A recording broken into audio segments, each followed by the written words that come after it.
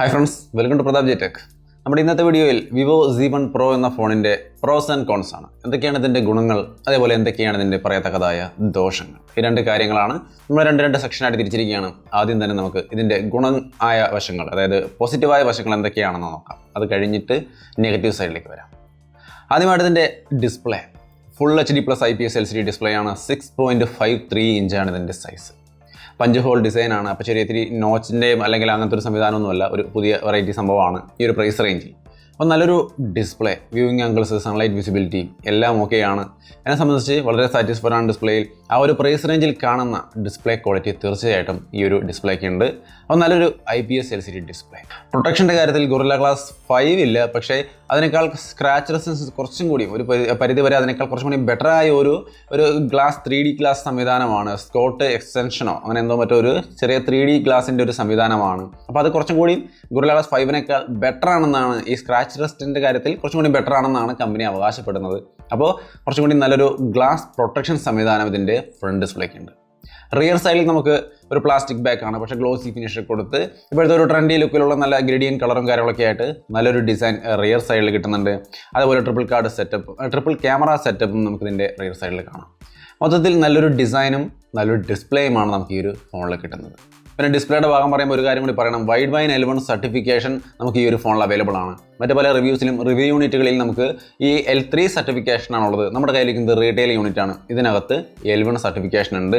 അതുകൊണ്ട് നിങ്ങൾക്ക് Amazon, Netflix തുടങ്ങിയ പ്രൈം സർവീസുകളിൽ നിന്നും ഫുൾ HD വീഡിയോസൊക്കെ നമുക്കിതിൽ ആസ്വദിക്കാൻ സാധിക്കും.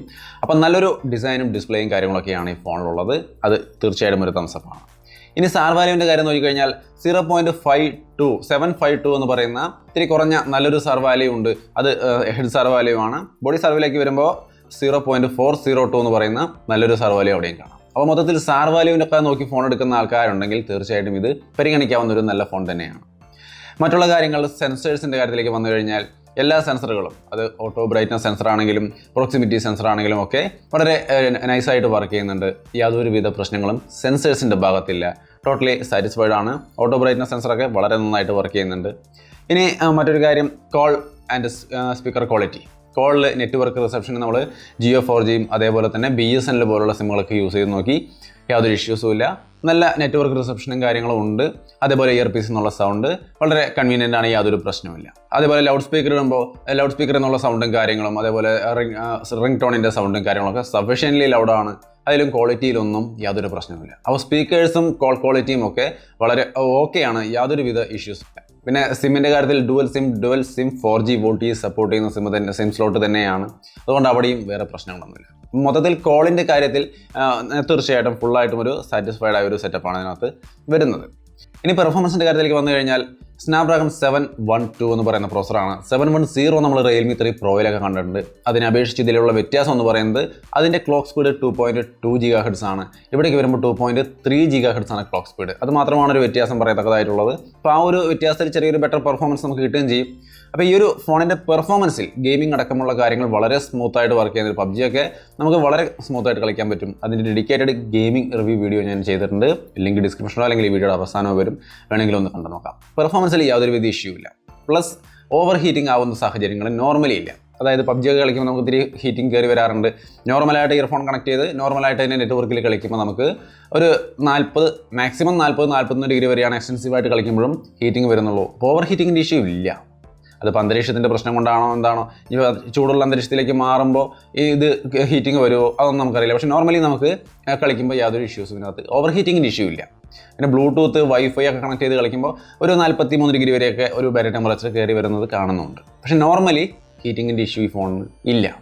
പിന്നെ ഇതിനകത്ത് പെർഫോമൻസ് ഡിപ്പാർട്ട്മെൻറ്റ് നമുക്ക് triple card slot 2 SIM memory card ഇടാനുള്ള ഓപ്ഷൻ കിട്ടുന്നുണ്ട്. അപ്പോൾ പെർഫോമൻസ് ഡിപ്പാർട്ട്മെൻറ്റിനെ സംബന്ധിച്ച് വളരെ നല്ലൊരു സെറ്റപ്പാണ്. റാം ആൻഡ് സ്റ്റോറേജ് വേരിയൻ്റ് നോക്കിയാൽ 4GB RAM 64GB ഉണ്ട്, 6GB RAM 64GB ഉണ്ട്, 6GB RAM 128GB സ്റ്റോറേജും വരുന്നുണ്ട്. അപ്പോൾ മൊത്തത്തിൽ റാമും നമുക്ക് ആവശ്യമുള്ളത് സെലക്ട് ചെയ്ത് കഴിഞ്ഞാൽ സഫീഷ്യൻ്റ് ആയിട്ട് നല്ല ഗംഭീരമായൊരു പെർഫോമൻസ് ഈ ഒരു പ്രൈസ് റേഞ്ചിൽ ഈ ഫോണിന് തരാൻ സാധിക്കും. പിന്നെ ഇതിനകത്ത് 3.5mm ഹെഡ്ഫോൺ ജാക്കും കാര്യങ്ങളൊക്കെ ഉണ്ട്, അതൊന്നും സ്കിപ്പ് ചെയ്തിട്ടില്ല. അതേപോലെ തന്നെ ഇതിൻ്റെ SD കാർഡിൽ 256GB വരെ നമുക്ക് മെമ്മറി കാർഡ് ഇട്ടുകൊണ്ട് എക്സ്പാൻഡ് ചെയ്യാവുന്നതാണ് ഈ സ്റ്റോറേജ്. ഇനി ബാക്കിയുള്ള കാര്യങ്ങളെന്ന് പറയുന്നത് സെക്യൂരിറ്റിയുടെ കാര്യത്തിൽ ഫേസ് അൺലോക്കും ഫിംഗർ പ്രിൻറ്റ് സെൻസറും ഒക്കെ വളരെ ഫാസ്റ്റായിട്ട് വർക്ക് ചെയ്യുന്നുണ്ട്. യാതൊരുവിധ പ്രശ്നങ്ങളും ആ ഭാഗത്തില്ല. ഇനി അടുത്തൊരു കാര്യം എന്ന് പറയുന്നത് ക്യാമറയുടെ കാര്യമാണ്. ക്യാമറയെ സംബന്ധിച്ച് ഡെഡിക്കേറ്റഡ് ക്യാമറ റിവ്യൂ ചെയ്തിട്ടുണ്ട്. അതിൻ്റെ ലിങ്ക് ഡിസ്ക്രിപ്ഷനിലുണ്ട്. ഇവിടെ വീഡിയോയുടെ അവസാനം വരും, നിങ്ങൾക്ക് വേണമെങ്കിൽ കണ്ടു നോക്കാം. ക്യാമറയെ സംബന്ധിച്ച് പറയുകയാണെങ്കിൽ അതിനകത്ത് feature vice 4K EIS slow motion തുടങ്ങിയ എല്ലാ സംവിധാനങ്ങളും ഉണ്ട്.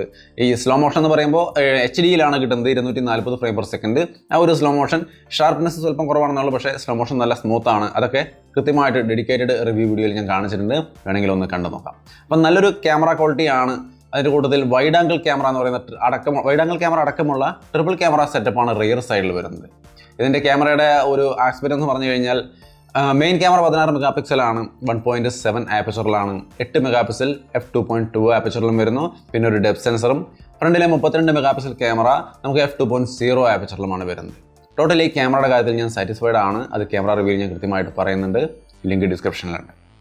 ഇനി നമുക്കിതിൻ്റെ വേറൊരു കാര്യം എടുത്ത് പറയാനുള്ളത്, ഇതിൻ്റെ ബോക്സ് ഒരു ഫുൾ ബോക്സ് ആണ്. എന്ന് വെച്ചാൽ നമുക്ക് ചിലപ്പോൾ മറ്റു പല ഫോണുകൾ വാങ്ങിക്കുമ്പോൾ കേസ് കിട്ടും, ചിലപ്പോൾ സ്ക്രീൻ ഗാർഡ് കിട്ടില്ല, ഫാസ്റ്റ് ചാർജിങ് സപ്പോർട്ട് ചെയ്യും, പക്ഷേ ഫാസ്റ്റ് ചാർജർ കിട്ടില്ല, ചിലപ്പോൾ ഇയർഫോൺ കിട്ടില്ല.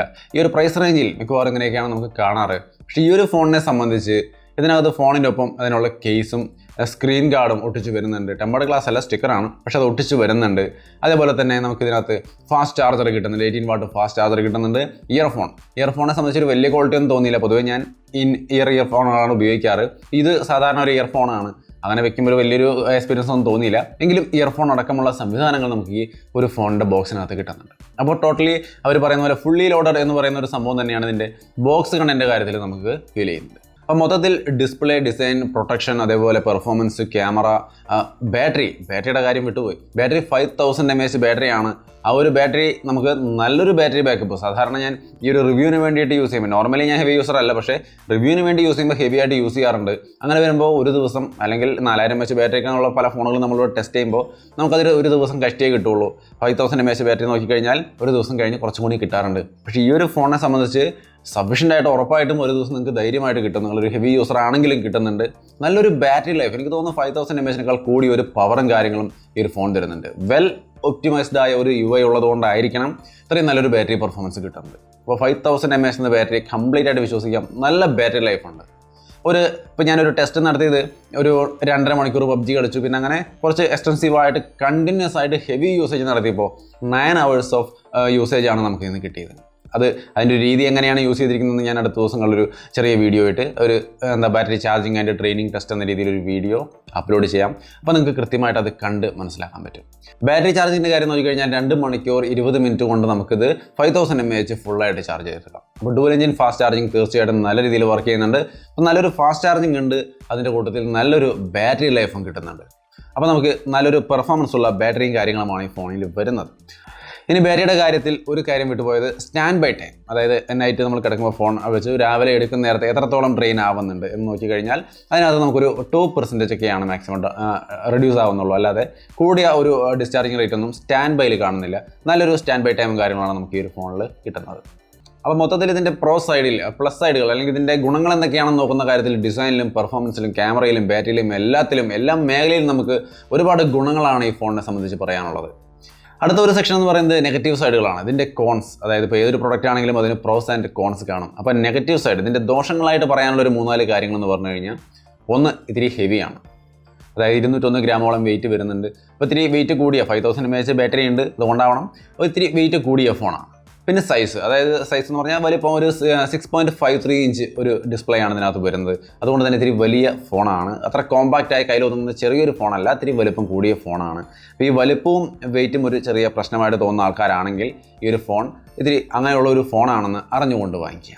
പിന്നെ ഈ വലിപ്പം കൂടുതലൊരു ഡിസഡ്വാൻറ്റേജ് ആയിട്ടൊന്നും പറയാൻ പറ്റില്ല. കാരണം മീഡിയ കൺസംഷനും ഗെയിമിങ്ങിനും ഒക്കെ വലിപ്പം കൂടുതൽ എപ്പോഴും നല്ലതാണ്. ഒരുപാട് പേര് അത് ഇഷ്ടപ്പെടുന്നുണ്ട്. എങ്കിലും ഇത് വലുതാണെന്ന് ഞാനിവിടെ നോട്ട് ചെയ്യുകയാണ്. ഇപ്പോൾ സാധാരണ കോമ്പാക്ട് ഡിസൈനെ വിട്ട് കുറച്ച് കൂടിയ സൈസിലുള്ള ഒരു ഫോണാണ്.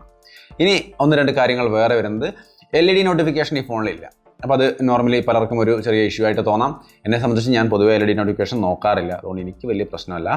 ക്യാമറ ടു API, അതായത് നമ്മുടെ ക്യാമറയിലൊക്കെ ഗൂഗിൾ ക്യാമറ ഉപയോഗിക്കുക എന്ന് പറയുന്നത് പലരും ഇപ്പോൾ ഒരു സംഭവമായിട്ട് ചെയ്യുന്നുണ്ട്. കാരണം വേറെ ഒന്നുമില്ല, അത് നല്ല റിസൾട്ടാണ് അതിൻ്റെ. പക്ഷേ ഈ ഫോണിൽ നമുക്ക് ക്യാമറ ടു API ഡിഫോൾട്ടായിട്ട് എനേബിൾഡ് അല്ല. പിന്നെ ചില സുഹൃത്തുക്കൾ കമൻറ്റ് വഴി പറയുന്നുണ്ട് ഇത് കമ്പ്യൂട്ടർ വഴി എങ്ങനെയൊക്കെയോ അത് എനേബിൾ ചെയ്യാൻ പറ്റുമെന്ന്. പക്ഷേ നോർമലി സിസ്റ്റം ഡിഫോൾട്ടായിട്ട് ഇതിൽ അത് വരുന്നില്ല. ഇനി അടുത്തൊരു കാര്യം എന്ന് പറയുന്നത് Type-C പോർട്ട് വരുന്നില്ല. അതൊരു നെഗറ്റീവ് സൈഡാണ്. ഡാറ്റ ട്രാൻസ്മിഷൻ്റെ കാര്യത്തിലൊക്കെ നമുക്ക് ഇത്തിരി സ്പീഡ് കുറയും. മൈക്രോ USB ആകുമ്പോൾ Type-C ആണെങ്കിൽ കുറച്ചും കൂടി ഫാസ്റ്റ് ആയിട്ട് കിട്ടും. അപ്പോൾ അത് ചിലർക്കൊരു ഡീൽ ബ്രേക്കറായിട്ട് തോന്നാം. പക്ഷേ ഇത് micro USB +18 what fast charging സംവിധാനങ്ങളുണ്ട്. അതുകൊണ്ട് തന്നെ അതൊരു വലിയ ഇഷ്യൂ ആയിട്ട് തോന്നില്ല. എങ്കിലും Type C ഇല്ല എന്നുള്ളത് ഇപ്പോഴൊരു നെഗറ്റീവാണ്. വിവോ അതും കൂടി ഉൾപ്പെടുത്തിയിരുന്നെങ്കിൽ കുറച്ചും കൂടി നന്നായേനെ. അപ്പോൾ നെഗറ്റീവ് സൈഡായിട്ട് തോന്നിയത് ഈ പ്രധാനപ്പെട്ട ഈ കുറച്ച് കാര്യങ്ങളാണ്. ഇത് കൂടാതെ പിന്നെ ഒരു കാര്യം എനിക്ക് ഇഷ്ടപ്പെടാതെ വന്നത്, അതൊരു നെഗറ്റീവ് സൈഡായിട്ട് പറയുകയല്ല, UI ഇതിൻ്റെ ഫൺ ടച്ച് OS അത് എനിക്കത്ര വലിയൊരു താല്പര്യം തോന്നിയില്ല. ഫീച്ചർ റിച്ച് ആണ്, ഒരുപാട് പേര് ഫൺ ടച്ച് OS ഇഷ്ടപ്പെടുന്നവരുണ്ടാവാം. പക്ഷേ എന്നെ സംബന്ധിച്ച് ഈ ഒരു ഫൺ ടച്ച് OS എന്ന് പറയുന്ന UIയുടെ എന്തൊക്കെയോ ഒരു ചില കാരണങ്ങൾ കൊണ്ട് പേഴ്സണലി എനിക്കതൊരു വലിയ താല്പര്യമായിട്ട് തോന്നിയില്ല. അത് തികച്ചും പേഴ്സണലാണ് കേട്ടോ, കാരണം UIയുടെ കാര്യമൊക്കെ ഓരോരുത്തരുടെ ഇഷ്ടമാണ്. അപ്പോൾ ഇത്രയും കാര്യങ്ങളാണ് ഇതിൽ നെഗറ്റീവായിട്ട് എനിക്ക് പറയാനുള്ളത്. വലിയൊരു സംഭവമായിട്ടൊന്നും തോന്നിയില്ല അല്ലേ. ഒന്ന് കുറച്ച് ഹെവിയാണ്, ഇത്തിരി വലുതാണ്, LED ഇല്ല, ക്യാമറ TAP ഇല്ല, Type C ഇല്ല. ഇത്രയും കാര്യങ്ങളാണ് ഇതിൽ നെഗറ്റീവായിട്ട് വരുന്നുള്ളൂ. ബാക്കി എല്ലാം തന്നെ ഈ ഫോണിനെ സംബന്ധിച്ചൊരു പ്ലസ് പോയിന്റുകളാണ്. ഇനി ഇതിൻ്റെ പ്രൈസിംഗിലേക്ക് വരാം. 14,990 രൂപയാണ് ഇതിൻ്റെ 4GB RAM 64GB വേരിയൻറ്റിന്. 16,990 രൂപയാണ് 6GB RAM 64GB storage variant വരുന്നത്. 17,990 രൂപയാണ് നമ്മുടെ 6GB RAM 128GB സ്റ്റോറേജിന് വരുന്നത്. ഫ്ലിപ്കാർട്ടിൽ ഫ്ലാഷ് സെയിലാണ്, നിങ്ങൾക്ക് ഫ്ലിപ്കാർട്ടിൽ നിന്ന് ഇതൊക്കെ വേണമെങ്കിൽ വാങ്ങിക്കാം, ലിങ്ക് ഡിസ്ക്രിപ്ഷനിൽ കൊടുക്കാം. അപ്പോൾ ഇത്രയും കാര്യങ്ങളാണ് ഇതിൻ്റെ പ്രോസ് ആൻഡ് കോൺസ് എന്ന രീതിയിൽ വരുന്നത്. ഡെഡിക്കേറ്റഡ് വീഡിയോസ്, ഗെയിമിംഗ് പെർഫോമൻസും കാര്യങ്ങളും, ക്യാമറ, പിന്നെ ഈ ചാർജിങ് ടെസ്റ്റ് തുടങ്ങിയ കാര്യങ്ങളുടെ ലിങ്കുകൾ ഞാൻ ഡിസ്ക്രിപ്ഷനിൽ കൊടുക്കും. വേണമെങ്കിൽ അതൊക്കെ ഒന്ന് കണ്ടു നോക്കി പെർഫെക്റ്റ് ആയിട്ട് ഇതിനെ മനസ്സിലാക്കിക്കൊണ്ട് നിങ്ങൾക്കത് വാങ്ങിക്കാവുന്നതാണ്. എന്തായാലും നമ്മുടെ വീഡിയോ ഇഷ്ടപ്പെട്ടാൽ ലൈക്ക് ചെയ്യാൻ മറക്കണ്ട. നമ്മുടെ ചാനൽ ഇഷ്ടപ്പെട്ടാൽ സബ്സ്ക്രൈബ് ചെയ്യുക. സബ്സ്ക്രൈബ് ചെയ്യുമ്പോൾ ആ ബെല്ലൈക്കൺ മറക്കാതെ ഒന്ന് എനേബിൾ ചെയ്ത് വയ്ക്കുക. വീണ്ടും മറ്റൊരു ടെക് വീഡിയോ ആയിട്ട് കണ്ടുമുട്ടാം.